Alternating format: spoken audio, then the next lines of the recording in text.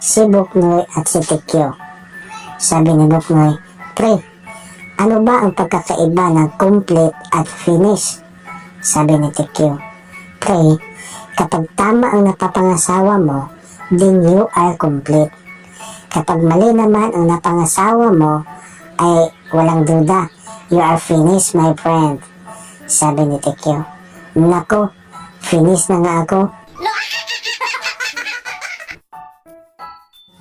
Ang mag-asawa.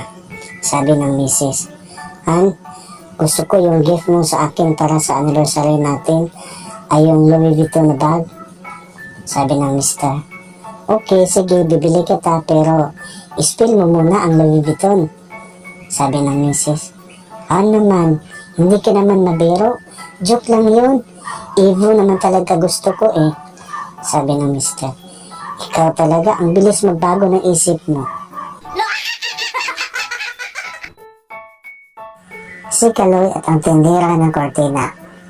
Sabi ng tindera, "Sir, bili na po kayo ng kortina, mura lang po."